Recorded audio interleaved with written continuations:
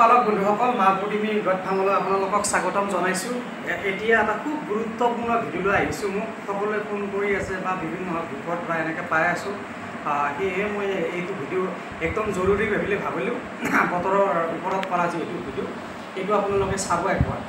ভিডিঅ'টো হ'ল যে বহুতে ফোন কৰে মোৰ ছাগলীজনী পাতলা পায়খানা হৈছে বা ছাগলীজনী মৰি গ'ল, পাতলা পায়খানা হৈছে, দিব কথা প্ৰিপেয়াৰো হোৱা নাই, আজি পাতলা পায়খানা কৰিলে কালি উঠিব নোৱাৰিলে, পৰহি ছাগলীজনী মৰি গ'ল। এইটো সঠিককৈ ক'ব নোৱাৰি, কিন্তু পাতলা পায়খানা হোৱা মানে পেলু নহয়।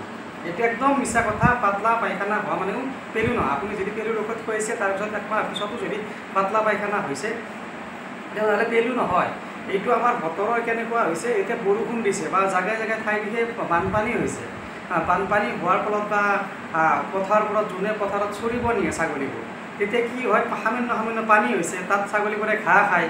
সেই ঘাঁহ খালে বেক্টেৰিয়েল ইনফেকশ্যন হয় বা এনেকৈ পাতলা পায়খানা হয়। আৰু যদি পাতলা পায়খানা হওঁতেই আমি পালক বন্ধুবোৰে নাচাওঁ ছাগলীটো, তেতিয়া 2 দিন যদি পাতলা পায়খানা কৰিছে 3 দিনত তাৰমানে ছাগলীটো মৰি যায়। এদিন কৰাৰ পিছত একো নাই, বীজাণুটো ওলাই যাব দিব লাগে। ছাগলী এনেও 12টা মাহত 13টা বেমাৰ। ছাগলী বহুত বেমাৰ আছে, আৰু বহুত কথা জানিব লাগিব নতুন পালকসকলে। সেইকাৰণেই মানে কি কৰিম কি নকৰিম এনেকৈ ভাবি থাকোঁতেই ছাগলী ইফালে চেটেপ হৈ যায়। সেয়ে মই কৈছোঁ, এটা একদম ৰামবান দিছোঁ আপোনাক। যদি প্ৰথমতে পেলুৰ দৰৱ দিয়ে আছে, গোটেইখিনি কৰা আছে, তাৰপিছতো যদি এনেকৈ পথাৰত যায় মানে বানপানী হোৱা পৰিৱেশত বা এনেকৈ পথাৰত খাই দিয়ে পাতলা পায়খানা, মই তাৰ কাৰণে ঔষধ দিছোঁ। তথাপিতো এবাৰ মই কৈছোঁ যে এনেকুৱা বতৰ হ'লে বা এনেকুৱা পৰিৱেশত আপুনি যিমান পাৰে ঘৰতে পাত কাটি পেলাই দিব। ওপৰৰ যদি পাতবোৰ খায় বা এনেকৈ খায় তেতিয়া এই বেমাৰটো খুব কম হয়, বা তলৰ ঘাঁহ খালে অলপ বেমাৰটো বেছি হয়, তেতিয়া লিভাৰটোও হৈ যাব পাৰে। সেইটো আকৌ চিকিৎসা বেলেগ হ'ব। সেইটোৰ কাৰণে মই বেলেগ ভিডিঅ' দিয়া আছে লিভাৰটোৰ কাৰণে। এতিয়া আছোঁ নৰ্মেল চৰ্টত কৈ দিয়াচোন, লিভাৰ ফ্লু হ'লে কেনেকৈ চিনাক্ত কৰিব? লিভাৰ ফ্লু হ'লে কি হ'ব, আপোনাৰ ছাগলীটো খাব ল'ব নোৱাৰে, দুৰ্বল হৈ যাব, আৰু আপোনাৰ কি বুলি কয়, একেবাৰে 2 ঘণ্টা পাতলা পায়খানা হ'ব, লাষ্ট ফিনিছ, ডিঙিটো ফুলিব, আৰু ডিঙিটো নাকৰ তলত এইখিনি ডিঙিটো এটা টোটোলা বহি থাকিব। সেইটো যদি টোটোলা বনাৰ 2-1 দিনৰ ভিতৰতে চিনাক্ত কৰে তো আপুনি লগে লগে ছাগলীটো বচাব পাৰিব। তাৰপিছত যদি আপুনি ছাগলীটো আৰু গম নাপায় তেতিয়া আপোনাৰ গোটেই ফাৰ্মখন ধ্বংস হৈ যাব পাৰে। লিভাৰ ফ্লু বিয়পে হয়নে? লিভাৰটো নিবিয়পে। আমি পিপিআৰক ভয় কৰি থাকোঁ, কিন্তু পিপিআৰত মাৰাত্মক হ'ল এণ্টাৰটক্সিমিয়া। এণ্টাৰটক্সিমিয়াটো ছাগলী মৰে, আমি পিপিআৰ হৈ থাকোঁ, কিন্তু পিপিআৰতকৈ এইটো লিভাৰটো আৰু বেয়া বেমাৰ। মই ভাবাত বেমাৰ এটাও সৰু নহয়, চব বেমাৰেই যদি আমি সময় সঠিককৈ চিকিৎসা নকৰোঁ প্ৰত্যেকটো বেমাৰতে ছাগলী বা মানুহ চব মৰিব পাৰে। এতিয়া আৰু যিটো বেমাৰৰ কাৰণে আহিছোঁ সকলোৱে অপেক্ষা কৰি আছে, মই মেডিচিনটো দি আছোঁ।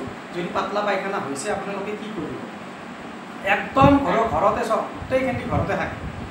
1 মুঠি মধুৰিআম পাত আনিব, ইমানমান, যদি আপোনাৰ 10-12টা ছাগলী আছে ইমানমান মধুৰিআম পাত আনিব, ইমানমান নিমপাত আনিব।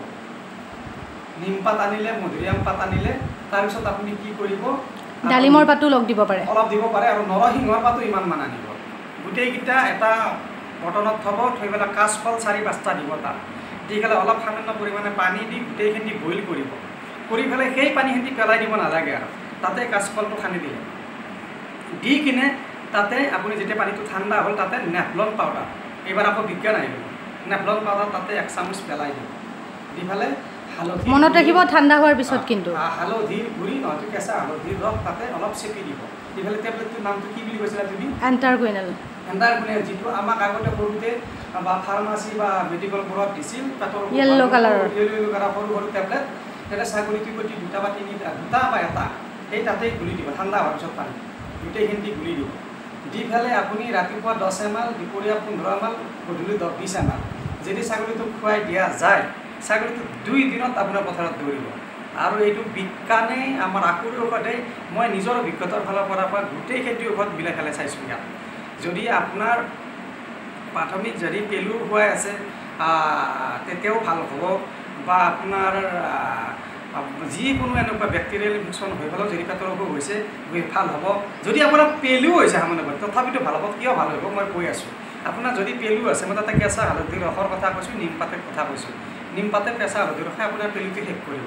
যদি আপোনাৰ পথাৰত ঘাঁহ হোৱাৰ কাৰণে বেক্টেৰিয়েল বা এনেকুৱা ধৰণৰ হৈছে, তেতিয়া নেফলন পাউডাৰটো কাম কৰিব। লগতে আগুৰি কি কৈছোঁ মই, কি বুলি কয়, নৰসিংহৰ পাত কৈছোঁ। নৰসিংহৰ পাতে কি কাম কৰে, কষ্টকাঠিন্য নোহোৱা কৰে, হজম শক্তি বৃদ্ধি কৰে হয়। পেট চলা ৰোগতো বহুত ভাল আৰু নৰসিংহ পেটৰ পাতৰ বহুত গুণ আছে বহুত উপকাৰী আছে নৰসিংহৰ পাতে পেটৰ চিষ্টেমটো কণ্ট্ৰল কৰি পেলাব লাগে নৰসিংহ পাতৰ আমাৰ মানুহৰ ক্ষেত্ৰতো বহুত কাম কৰে মই কৈ দিছোঁ মুখৰ বেক্টেৰিয়ালতো কাম কৰে পায়েৰিয়া যে হয় দাঁতৰ পায়েৰিয়া হ'লে নিমখ মিলাই গাৰ্গল কৰিলে কেইদিনমান পায়েৰিয়া ভাল হয় ডায়েবেটিছতো ভাল বহুত আছে আৰু আপোনাৰ ধৰক পুৰিলে বা ক'ৰবাত দুখ পালে নৰসিংহ পাত পিচি পেলাই যদি ৰস লগাই দিয়ে সেইটো বহুত ভাল পায় আছে বাৰু আমি ছাগলীৰ ক্ষেত্ৰত কৈ আছোঁ মই আপোনাৰ আৰু সৰু টেবলেটটো আৰু কাচকলটো আপোনাৰ পেটৰ অসুখটো বন্ধ কৰি দিব গোটেইকেইটা আপোনাৰ মিলি পেলাই মই কৰিছোঁ এইটো ঔষধ খোৱাক আপোনালোকে যথেষ্ট ভাল পাব এইটো পৰিৱেশৰ লগত খাপ খুৱাই যিটো পৰিৱেশত এতিয়া এই বেমাৰটো যথেষ্ট হৈছে আপোনালোকে পাতলা পায়খানা হ'বনে ভয় দেখাব কেতিয়া হোৱা নাই পাতলা পায়খানা হোৱা মানে আপোনাৰ লিভাৰ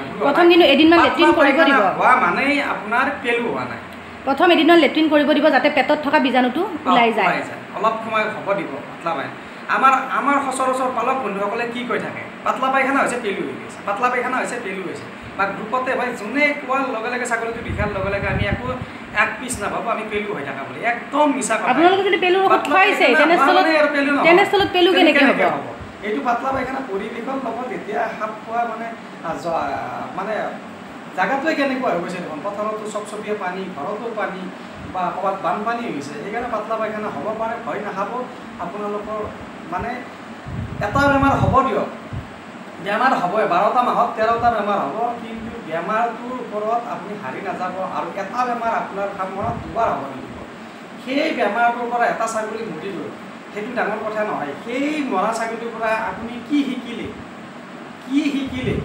আৰু কি হেৰালে সেইটো আপুনি লিখি থওক আৰু গুৰুত্ব সহকাৰে লওক তেতিয়া আপুনি এজন অলপ হ'ব গৈ আছে এটা ছাগলী মৰি গৈছে তাক যদি আপুনি গুৰুত্ব সহকাৰে লৈছে আৰু সেই বেমাৰটোৰ ওপৰত যদি অধ্যয়ন কৰিছে আৰু সেই বেমাৰটো আপুনি যদি মনতে থান লৈছে যে মই আৰু এই বেমাৰটো আৰু হ'ব নিদিওঁ তেনেহ'লে আপুনি গম পাব এনেকৈ যিমানটা বেমাৰ হ'ব সিমানটা যদি শিকি আছে আপুনি নিজে একদিন পালক হ'ব যেনেকৈ নকৰক কিয় আপোনাৰ ফাৰ্মখনৰ আপুনি নিজেই কৰ্মচাৰী হ'ব লাগিব নিজেই ডক্তৰ হ'ব লাগিব নিজেই মালিক হ'ব আৰু যিদিনা হ'ব পাৰিছে আপুনি এজন সফল ফাৰ্মাৰ ধন্যবাদ তেনেহ'লে বন্ধু বান্ধৱীসকল নতুন নতুন ভিডিঅ' লৈ আমি আকৌ আহি থাকিম ভিডিঅ'টো শেষলৈকে চাব ভিডিঅ'টো ভাল লাগিলে লাইক কমেণ্ট ছাবস্ক্ৰাইব কৰিব ধন্যবাদ